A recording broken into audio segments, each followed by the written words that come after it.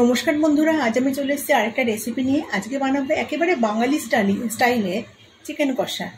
সেজন্য আমি চিকেনটাকে ধুয়ে ভালো করে পরিষ্কার করে নিয়েছি। চিকেনের পিসগুলো একটু বড় বড় করে নিয়েছি। চিকেনটাকে এখন ম্যারিনেট করবো। প্রথমে দিয়ে দিচ্ছি গোলমরিচের গুঁড়ো। চিকেনে গোলমরিচের গুঁড়োটা দিলে পরে না অনেকে চিকেনে একটা আশটা গন্ধ লাগে, সেই গন্ধটা কিন্তু আর লাগে না। এবার দেবো হলুদের গুঁড়ো। হলুদ আর একটু দেবো, অল্পই তোলা হয়েছে।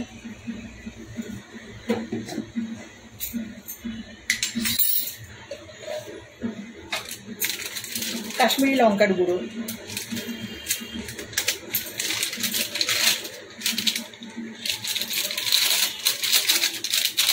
প্যাকেটে যতটা আছে ততটাই দিয়ে দেবো।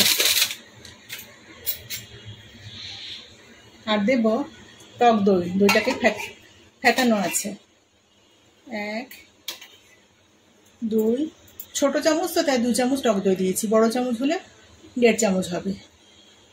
আর এটা হচ্ছে আদা রসুন কাঁচা লঙ্কার পেস্ট, 1 চামচ দিলাম, 1.5 চামচ।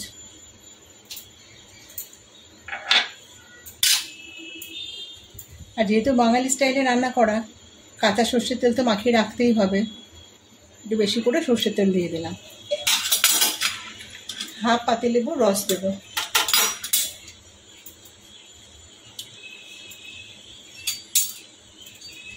ভালো করে চেপে রসটা পুরোটাই দেব। সবশেষ দেবো লবণ, স্বাদ অনুযায়ী লবণ। ভালো করে সবকে মেখে নেব। মাখার কাজটা কিন্তু হাত দিয়েই করব।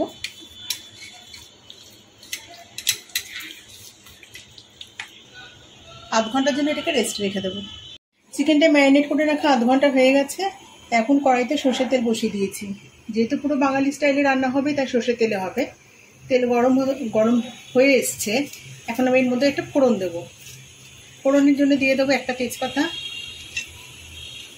দারচিনি, একটা শুকনো লঙ্কা, সামান্য একটু জিরে, 2 এলাচ, 2 লবঙ্গ। শুকনো লঙ্কাটাকে অবশ্যই একটু ফাটিয়ে দেব। ফোড়নটা ভালো করে ভেজে নিয়েছি। এখন এর মধ্যে দিয়ে দেবো একদম ঝিরিঝিরি করে পেঁয়াজ কুচিয়ে নিয়েছি, 2 বড় সাইজের পেঁয়াজকে সেটার মধ্যে দিয়ে দিচ্ছি। পেঁয়াজটা একটু হালকা করে ভেজে নেব। পেঁয়াজটা হালকা ভাজা হয়ে গেছে। এখন এর মধ্যে কিছু গুঁড়ো মশলা অ্যাড করব। অল্প করে দিয়ে দিলাম হলুদের গুঁড়ো। আর দেবো ধনের গুঁড়ো, দেবো ছোট চামচের 1 চামচ।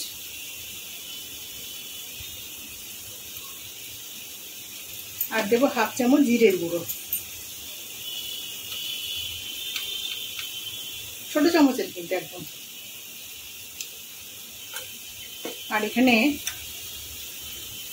আদা রসুন কাঁচা লঙ্কার যে আমি পেস্টটা করেছিলাম সেটা থেকে আমি 1 চামচ এর মধ্যে দিয়ে দেবো।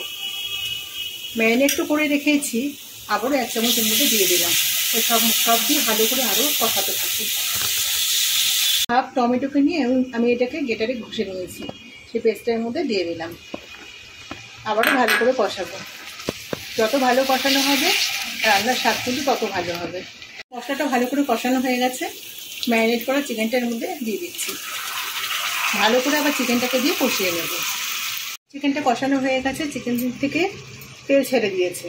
এখন এর মধ্যে অল্প করে জল দিয়ে দেবো। খুব বেশি জল দেবো না, এটা একটু কষা কষা হবে। আর দেবো না জল।